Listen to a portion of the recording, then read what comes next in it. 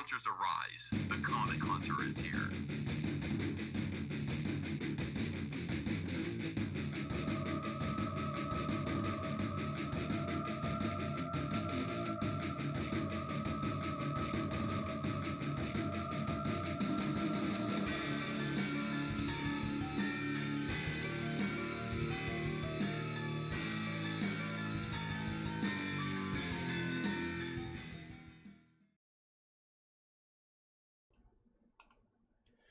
Greetings! Well, it wouldn't be a typical comic book hunt without our share of issues.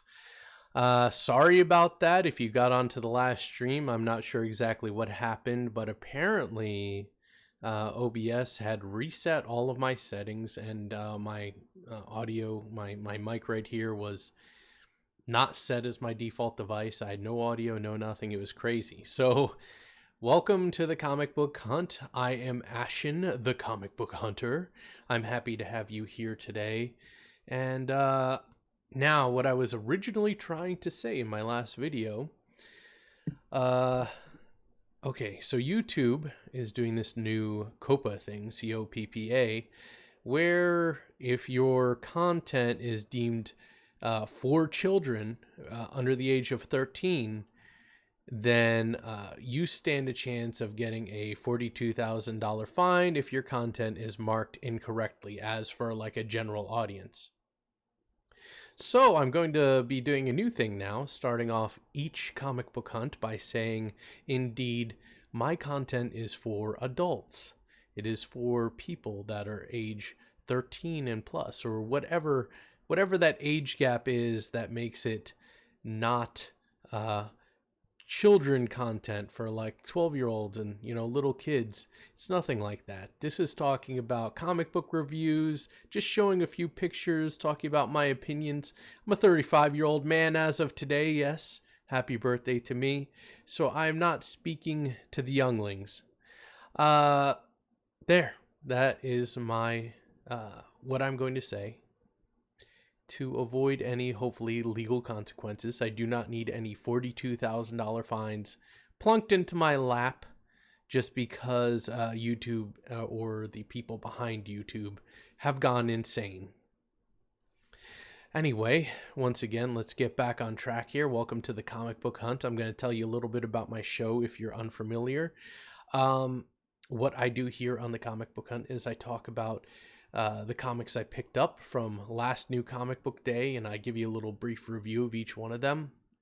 Then in the center portion, I talk about something miscellaneous. Today I have a few things to talk to you about, which one of them involves Nasa Rabadi, and another involves aliens, or rather a part of the Alien saga.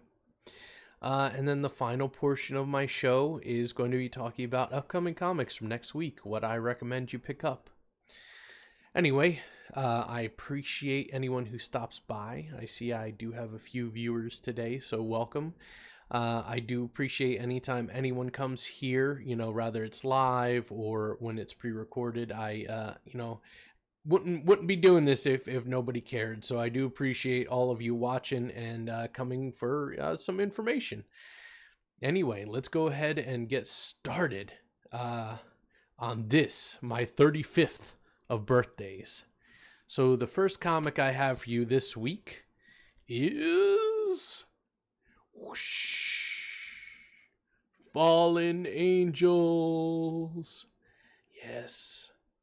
I've been looking forward to this one for a while. This is one of the ones from Brian Edward Hill. I don't care if they get rid of their middle names, you know. Sean Gordon Murphy is going to be Sean Gordon Murphy, and Brian Edward Hill is going to be Brian Edward Hill, always to me. But this is definitely a great book here. I would pick it up if I were you. That's the long and short of it. This book is dark. I wasn't expecting it to be quite as dark as it was. But they set up a really interesting antagonist, and it's just the brutality in this story. Here, let me go ahead and show you a little bit of the art real quick. I mean, look at this darkness. This looks like something Clive Barker would direct. You know, It is a dark story about a evil force that is rising, that stands opposed to the mutants and sort of views them as the antithesis of evolution, like they are actually preventing mutants from evolving. And man, it's quite a story. Happy to see X-23 back in action, Laura Kinney, and just been really good. And if you haven't, if you're in for a nitty gritty story for with a good amount of violence and some really dark, disturbing content, then Fallen Angels, that's the way to go. Brian Edward Hill continues to be a great writer. I've never really been disappointed in anything he wrote. So that is the first book that I recommend this week. All right. Well, next up we have another X title. Yes, I'm going in for issue number 2 of XMen. Yes. I thought this was a really good story as well. This book, this is the hub. This is the book you want to get. It is written by Hickman, and it's essential to the story, I believe. I think a lot of things are going to spin off from this comic book. They introduce a new character in this story. There's an island washing over towards Krakoa, and it's looking to it might be some kind of a threat. The X-Men aren't certain, so Cyclops and young Cable, a bunch of characters head over there to check out what's going on, and they're introduced to this new character, and you're not certain if he's good or bad. He seems kind of neutral, but there seems to be some things going on behind the scenes, and I'm not going to spoil anything for you. Let me just show you some of the art, though. But this character does turn out to be a summoner of creatures from different dimensions, or maybe a place beyond dimensions. I don't know. Whatever the case is, it's really cool. I enjoyed the book. There is some funny humor in there involving a sort of a grenade, but definitely a really good book, and you should keep up with this. So I'm definitely so far slating. I'm saying pick up Fallen Angels and pick up the main X-Men series so far. There are a bunch of these that I really find skippable, but these two are definitely worthwhile if you are interested at all in the X-Men. And I haven't been for a long time, but I've been really enjoying these. Okay, moving right along, we are going to the next comic that I adore. Ooh, spoiler alert. Whoosh. Collapser number 5. You gotta love this classic looking superhero cover here. I'll say one thing. This comic book has some really interesting things they do with the covers, because they represent different eras of things that are happening. One kind of looked like Rocky and Bullwinkle. This one kind of looks like classic Superman. So it does a play on that kind of stuff a lot. But this series, it's really hard to describe this series. It is excellent. We're on issue number 5. Probably anywhere from 4 to 6 issues. They're probably going to put out a trade paperback. I'm not sure when, if you want to pick up the series, or you could probably still find it in your comic shop. I don't think the series has been selling all that well, but I absolutely adore it. There is a cartooniness to the art, but it's still very well done. It seems very fluid.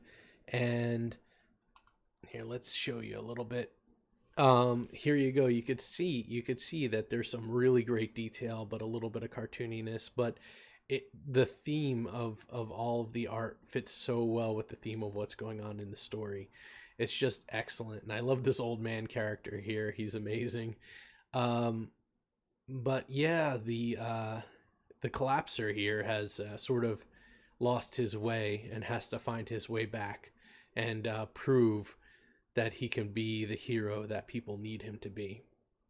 But yeah, it's an amazing story. I love how there's a lot of giant monsters and demons and all kinds of stuff involved in this story arc. You don't see that too much unless you're dipped into like Constantine.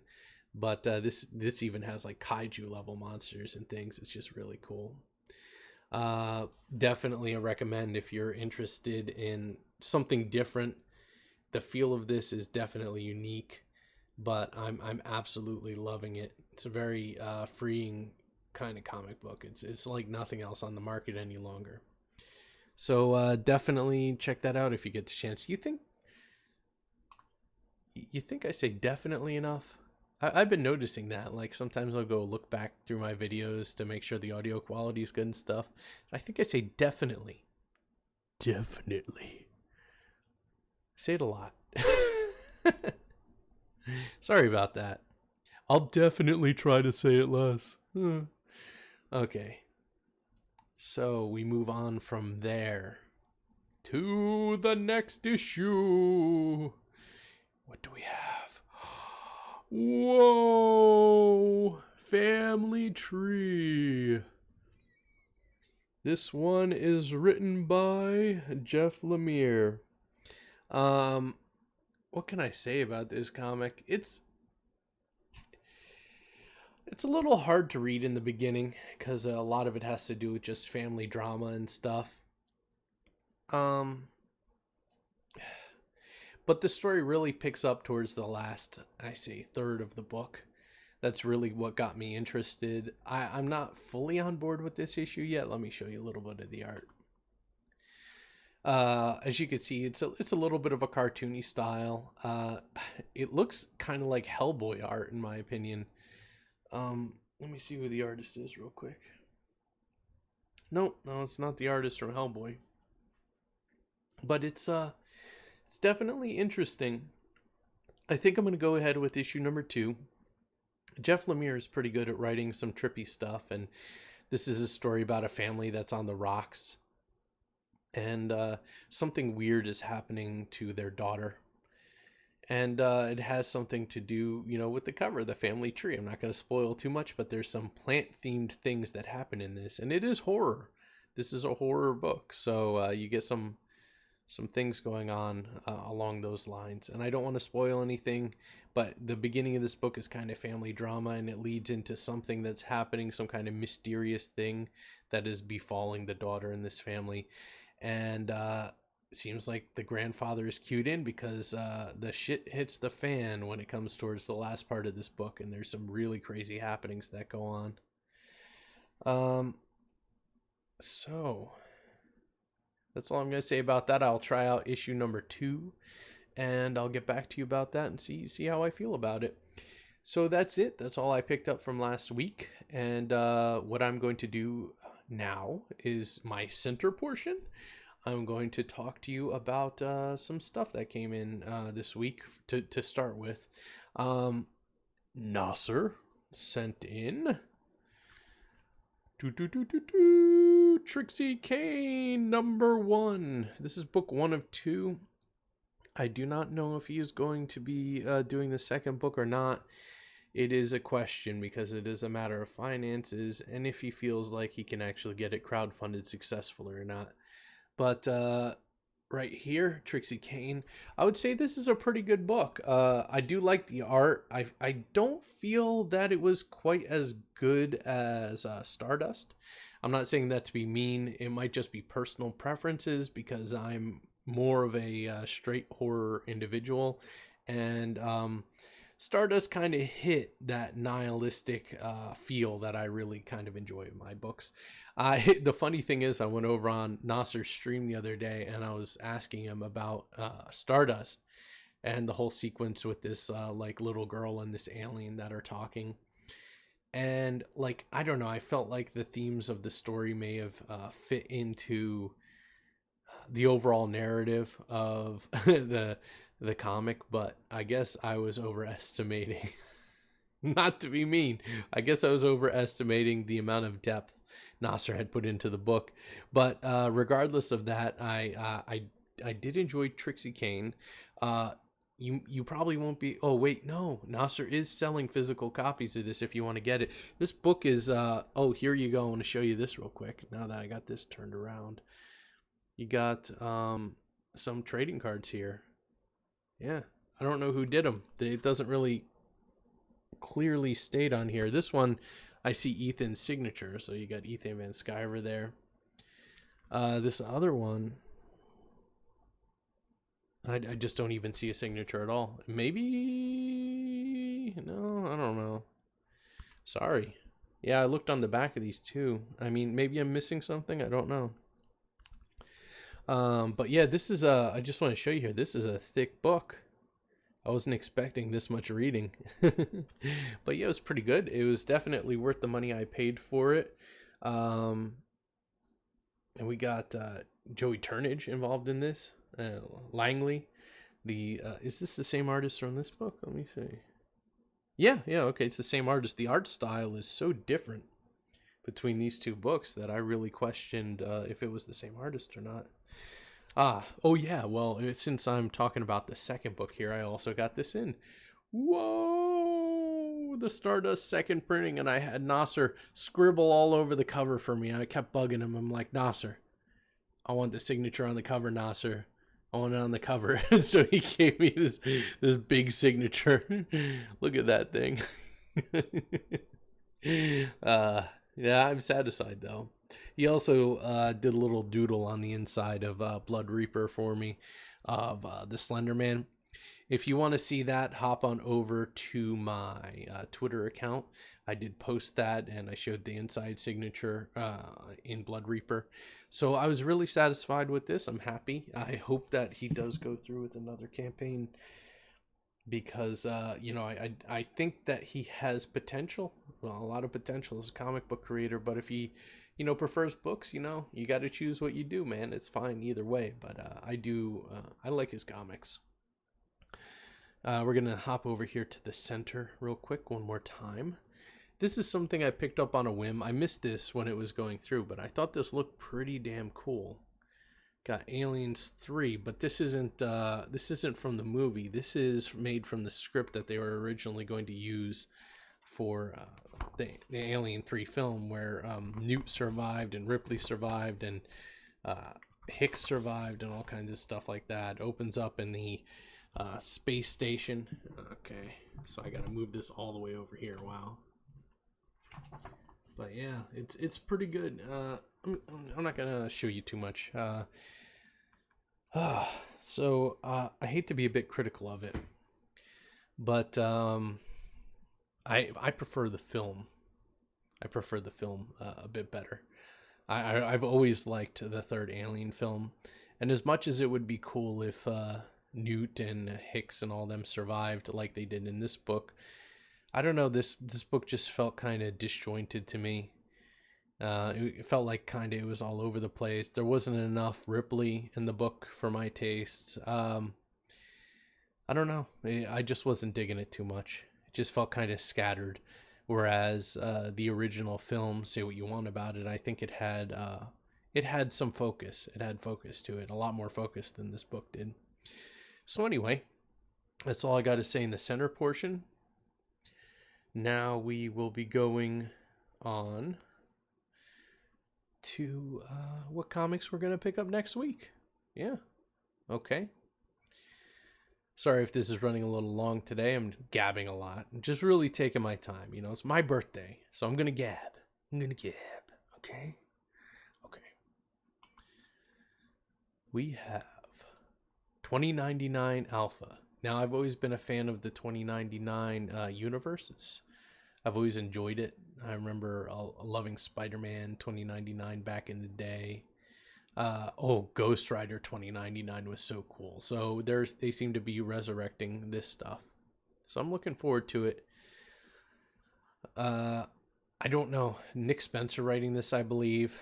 I don't like him too much as a writer. But there is hope. There's hope for this, I think. Maybe if he's just doing a one-shot, he can keep it in his pants and produce a good book. That's all I could say. Yep, 2099 though. Alpha. Gonna set the tone for everything. And we have another 2099 book coming out. Fantastic Four 2099. So I don't know if these are going to be brand new characters or what. But I'm going to be on board for this. And, I'll tell you how it is. I'll pick it up and tell you what I think. I really don't know what to expect, but I'm assuming this is all just tied into the same universe, and maybe it'll make a bigger picture with everything else, or maybe not, considering how Marvel's been going. The Question, yes. The Death of Vic Sage. This is another book by Jeff Lemire. This is going to be a Black Label book, which I think means that it's not going to be in proper continuity. But that's okay. I want to see a Black Label book about The Question. That would be awesome. Don't know what to say. Jeff Lemire is probably going to do some trippy stuff with this, just like he does in most of his writing. Maybe it'll be like that Moon Knight run where there's a lot of stuff going on in his brain. Don't know. We're going to find out here in the Black Label. The Question, the Death of Vic Sage. Sean Gordon Murphy is bringing another title to the table, Von Freeze. And I think this is going to be an origin story from how it looks, and I would love to see the origin of Von Freeze in this universe, the White Knight Batverse, or whatever you want to call it. Definitely looking forward to this. Going to be great. That's it. All right. Well, we have run our course. My wife has graciously taken the day off of work, and she is playing buffer for me between Emmy and my daughter, and being able to have me record this. She's outside, and we have a nice setup out there for her. It's a little cool right now, but we bundled her up, and I've gotten some free time. It's real nice. Ooh. Got a comment. Okay. Anyway, I just want to say thank you all for watching this video, if anyone makes it this far. And I hope you all have a good, cool time of the year. Happy things are finally cooling down a bit. Florida here is always so hot, and I love it when it gets down into like the 70s or below. So you all have a great day. Yes.